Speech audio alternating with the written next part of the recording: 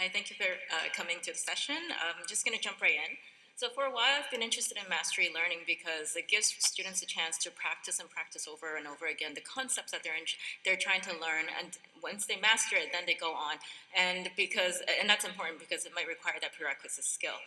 And in the context of assignments, it might make sense for them to keep getting these practices. And in the context of a learning platform, we have the same question where they can practice and submit answers over and over again. But when you transfer this into an exam setting, that might actually make it a little bit harder for us to actually understand, are they actually learning, or are they just sort of guessing their way through to get to the right answer? So various people have actually looked at this problem from mostly a resubmission policy perspective. So if you give them an unlimited number of attempts, what happens is you'll see the data showing that the students are submitting over and over again, they're over-submitting without really necessarily thinking about what they're doing. And so if you plot the scores, you tend to get this fluctuating pattern over time showing that they're actually doing trial and error behavior. Some people have also looked at regression penalties and using them to actually try to say that if you have a subsequent attempt, that you penalize them and give them a slightly lower mark, or when they have a subsequent attempt and they get it wrong, then you give them a lower mark. So it does actually reduce the amount of guessing that occurs. However, it also introduces a lot of exam anxiety on the students. So there's some open questions such as how many attempts should we really be giving them in this kind of context, and how much guessing is actually occurring, and should we really be worried about this type of problem? In our context, we're looking at testing exam context with a maximum of 3 attempts and over a 3-week window. And we're keeping only the best scores, and I'll talk a little bit more about the context in a bit. We have 3 general research questions around 3 general concepts. The first is we are interested in general test-taking patterns and what students are actually doing in these types of settings.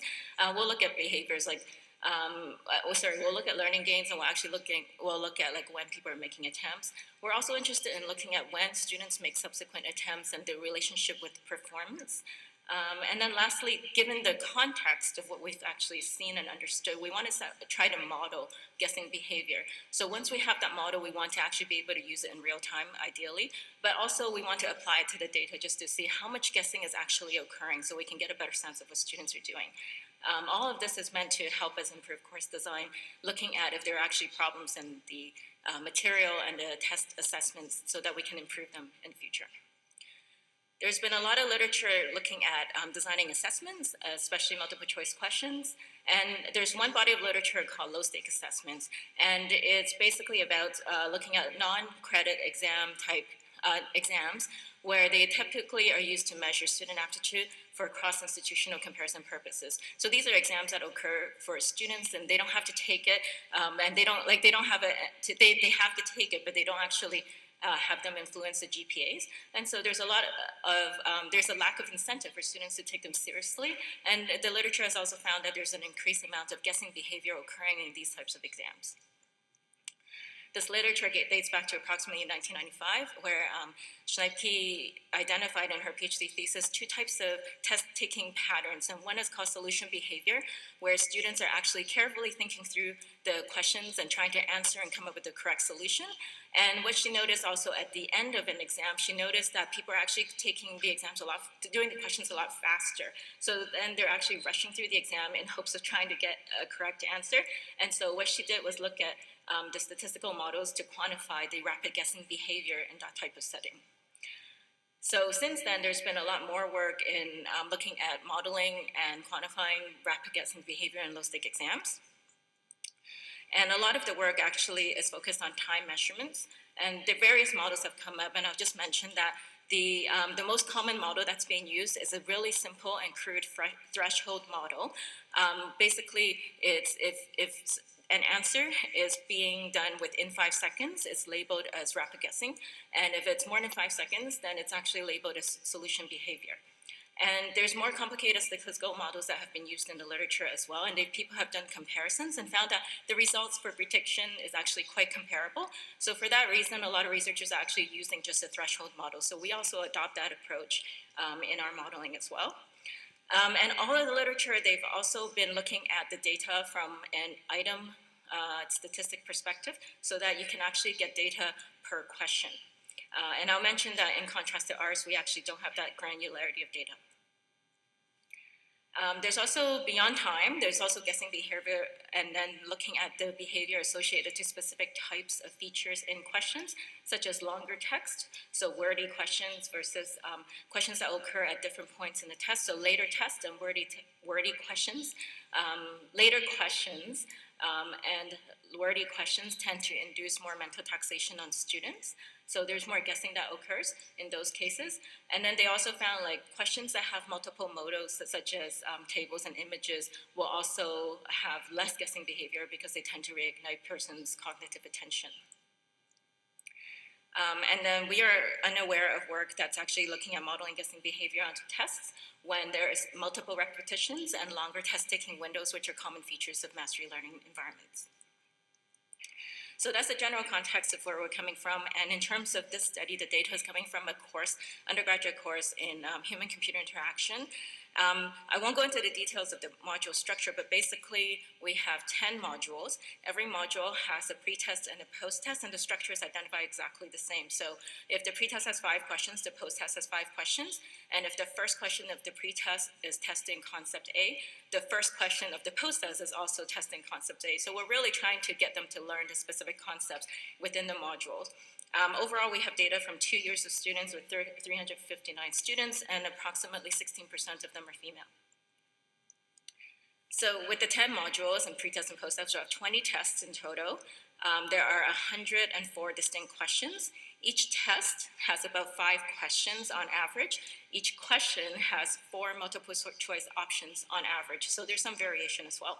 The questions are kind of wordy. These are like word problems often. About a third of them have tables and images, so it's kind of wordy, except that there's also just 5 questions that the students are dealing with at a time, and so we're actually guessing that if we see guessing behavior, it's likely due to knowledge gaps rather than mental taxation.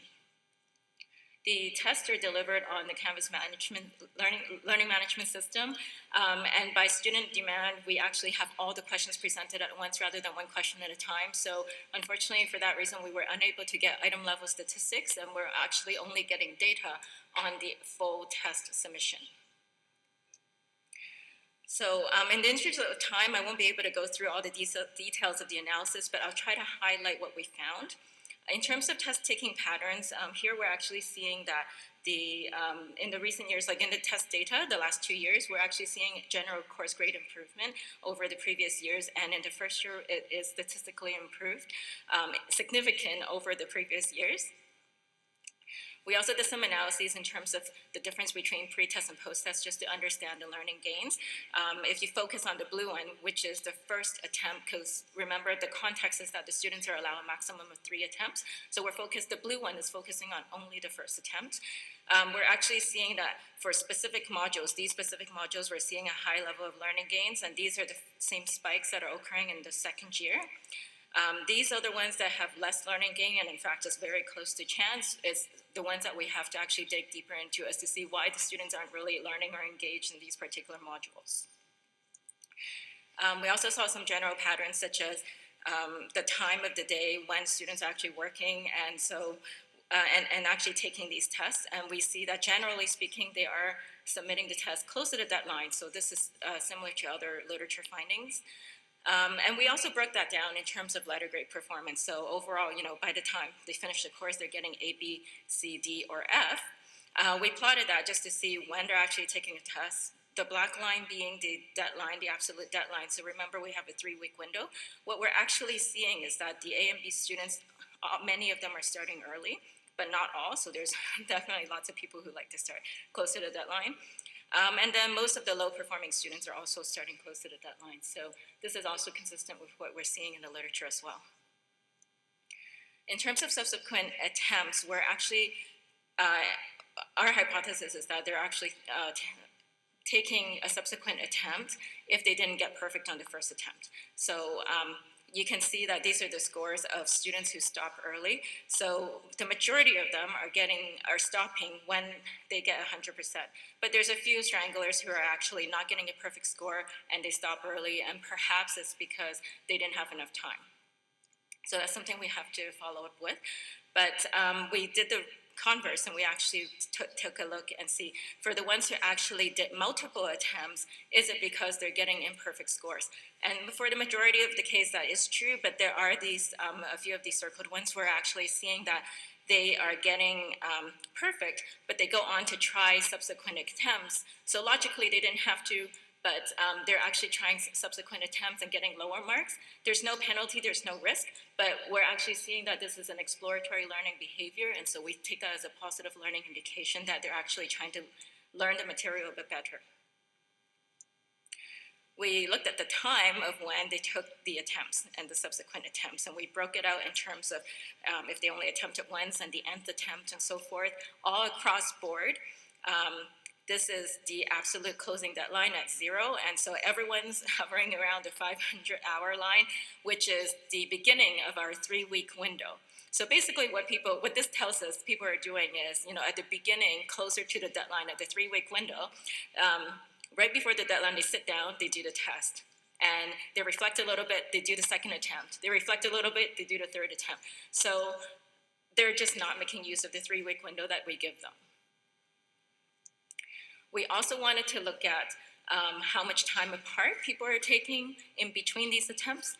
And again, we broke it up overall in terms of letter grades and how, which attempt they're actually making, first attempt, second attempt, and so forth. We broke it up across board. Again, we're only seeing a median of 6 minutes between attempts. Okay, so this seems short, but it's actually not exactly rapid guessing behavior, because if you remember in the literature what they used the threshold of for each question was about 5 seconds. And so on average, we have 5 questions per test. So for 5 seconds and 5 questions, rapid guessing behavior for us should be about half a minute, but they're at 6 minutes. So they're not really doing rapid guessing, but they're just not reflecting as much as we want them to. And maybe it's our expectations. I don't know. We have to dig deeper into this to get a better understanding. We do see a little bit more spread with the A students and the B students on their first and second attempt only. So for pretest, when they first encounter these concepts, they're actually thinking carefully and reflecting them on them and actually trying to get a good score for these high-performing students. And then, afterwards, they don't really spend much time on the rest of them. We also see another one that has high spread with the F students on the post-test. And I think this is indicating that, they're trying really hard, much harder than some of the other students are showing, but unfortunately they're not getting anywhere, and we're thinking they're actually spending more time here because their wheels spinning. So that gives us the context, and then we're trying to look at we're trying to find a way to actually visualize the data. There's a lot of different attempts across all the different tests and the students that we have. So what I was trying to do was to cluster the data, look at the prototypes, like the centroids of each of the clusters, to try to see if there are certain patterns that are happening. So the scale here, you're seeing a lot of vertical lines because we're actually looking at hours, but if you zoom in and spread out, you can actually see the slopes of these lines. But generally what you are expecting to see is that there's actually more of the upward slopes for the high performing students, and then more of the downward slopes for the lower performing students. And so overall what we did was, after we visually inspected them, we went with the idea that if they did it fast and if they lost marks in a subsequent attempt, then that's going to count as a guessing attempt. And so in terms of the speed, what we counted as fast was 6 minutes, and that was the median we found in the data from the data analysis earlier. It's a lot more generous than what we, what the literature is using for the threshold, but that's what we're using here. So we used a model to see how much guessing actually occurred. This is an example from 2 different modules where we broke down in terms of the test type, pre-test and post-test, as well as the letter grades. Generally, what we're seeing here and consistently across the other modules is that most students are generally eventually going to use the attempts to get an A. So that's their goal. And there's actually more guessing that occurs with the low-performing students in terms of proportions than the high-performing students. So even though this is 34, if you take the total, it's actually a smaller percentage than, say, the 2 people who got a D here, and then both of them were actually just guesses. So overall, we saw an 8% of the A students guessing, as opposed to 50% in the other performing categories. And then overall, across the classes and the two grades and the 2 years, we're seeing about 13.8% guessing. So it's not as bad as we was worried about. And then we did another metrical regression where we looked at how many marks they lost across the different attempts when they were actually guessing. And so remember, each question we have on average 4 attempts, and so, sorry, 4 possible responses. And so you could potentially have like a 25% chance of getting it right. So here, if they are losing like 30% chance, they're actually 30% of the marks. What this is saying is that they're making multiple guesses within 1 attempt. And this is actually only occurring with the low performing categories. So that was kind of interesting. There's been some learning indicators that we found in this study. There's improvement on overall grade over the previous years. We also saw some learning gains in certain modules and also the use of repeated attempts to get full marks. We also saw exploratory learning behavior in the use of subsequent attempts for a small portion of the students, but it was still somewhat encouraging. Although it's not exactly rapid guessing behavior, students weren't spending that much time across the different attempts, and they weren't taking full advantage of the 3-week window. So we're not sure exactly what to do with it. We might encourage them to space things out more, and that's something we'd like to compare. It is possible to develop a dynamic model and that can be used in real time, and when combined with performance prediction, the model can also detect wheel spinning behavior and offer adaptive help potentially. However, the model, just because of the nature of the threshold, it is counting false positives and false negatives, just like other threshold model in the literature. So that's just something to take with a grain of salt when we're designing the system. So this is the summary, and I've been asked to stop. So there is a lot of future studies that we like to compare with, and especially we're interested in looking at idiosyncratic behavior of looking at specific modules, contents, and people, and concepts that we can then use to improve their learning content. Thank you.